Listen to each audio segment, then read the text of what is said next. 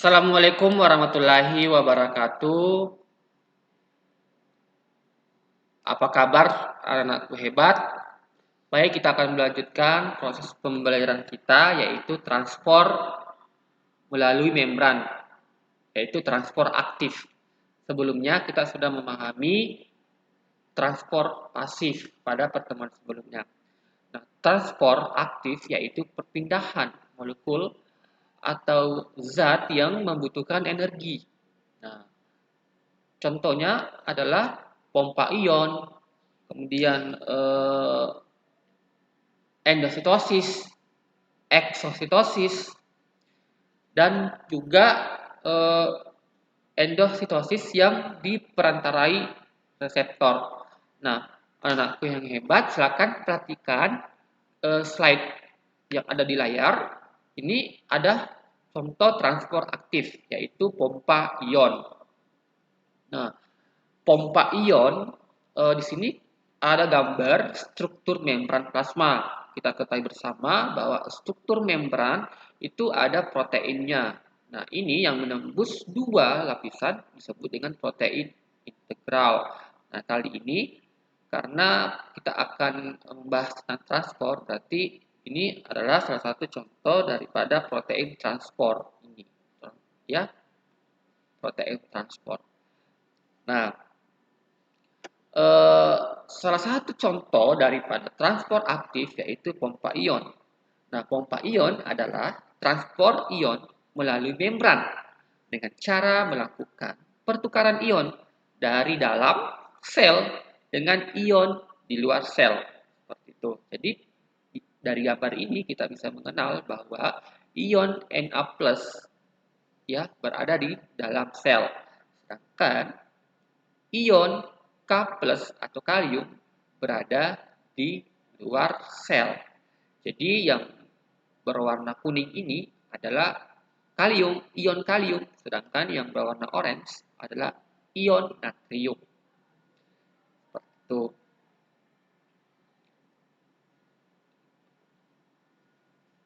Nah, jadi bagaimana prosesnya? Nah, transport dilakukan oleh protein transport ini ya, protein transport yang tertanam pada membran plasma menggunakan sumber energi berupa ATP ya. Nah, ATP atau adenosine trifosfat dapat mentransfer gugus fosfat terminalnya ke protein reseptor atau transport maksudnya, sehingga terjadi perubahan pada struktur protein transport.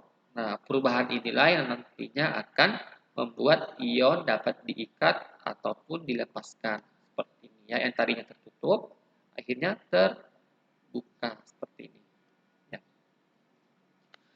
Nah, pompa ion itu atau biasa kita sebut dengan pompa ion natrium dan kalium itu terjadi pada sel hewan.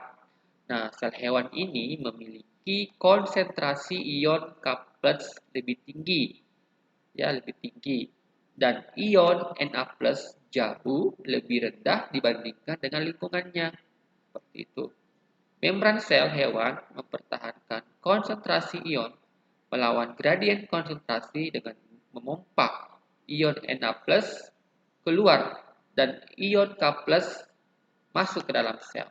Jadi Na+-nya keluar, kaliumnya masuk. Hal itu terjadi karena adanya perubahan struktur protein transport pada membran. Terjadi karena adanya penggunaan ATP. Nah, baik, kita akan melangkah ke contoh transport aktif selanjutnya, yaitu endositosis dan eksositosis. Nah, endositosis itu terdiri atas 3 jenis. Ada fagositosis, ada pinositosis, ada endositosis yang diperantarai oleh reseptor. Nah, apa yang dimaksud dengan endositosis. Nah, pada endositosis, makro molekul ini ya yang berwarna merah itu adalah makro atau partikel padat, itu akan dikelilingi oleh membran plasma ini ya, dan akan melipat seperti ini, dan akan melipat dan membentuk vesikula atau kantong. Nah, kemudian vesikula tersebut masuk ke dalam sel seperti ini. Jadi dia akan ditutupi oleh vesikula seperti itu. Ya. Nah, contoh daripada endositosis adalah ini fagositosis. Nah, fagositosis ini biasanya terjadi pada sel yang menelan partikel padat. Nah, ini tadi saya katakan bahwa ada partikel padat atau makanan. Nah, ini adalah pseudopodia ya, pseudopodia ya. Selanjutnya, partikel dibungkus di dalam kantong membran yang besar atau disebut dengan vakuola makanan.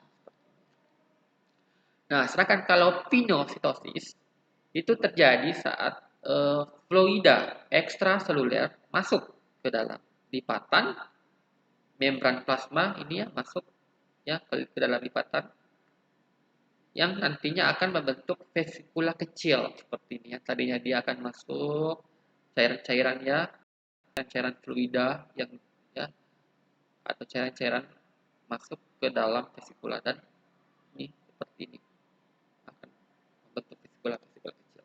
Nah, sedangkan kalau endositosis yang diperantarai reseptor itu terjadi saat fluida ekstraseluler terikat, perhatikan ya, pada reseptor spesifik. Nah, ini ada reseptor spesifik ini yang berwarna ini, warna biru ya. Ini ada reseptor, ya, reseptor ini yang berbentuk huruf Y, ini reseptor. Spesifik yang berkumpul pada lubang yang dilapisi oleh protein pada membran plasma. Nah, kemudian membentuk vesikula. Nah, seperti ini. Transport ini bertujuan untuk memperoleh substansi spesifik dalam jumlah besar, misalnya penyerapan kolesterol untuk sintesis membran dan prekursor sintesis steroid lainnya. Seperti itu, ya. Nah, ada juga yang disebut dengan eksositosis. Nah, kalau eksositosis, nah ini gambarnya ya, eksositosis. Ini plasma membran atau membran plasma ya.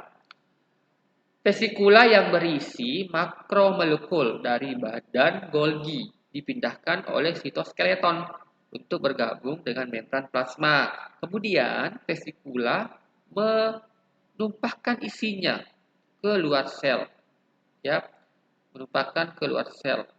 Nah, eksositosis dilakukan oleh sel-sel sekretori, misalnya sel pankreas, yang menyekresikan hormon insulin ke dalam darah, dan vesikula yang mengeluarkan karbohidrat untuk proses pembentukan dinding sel tumbuhan.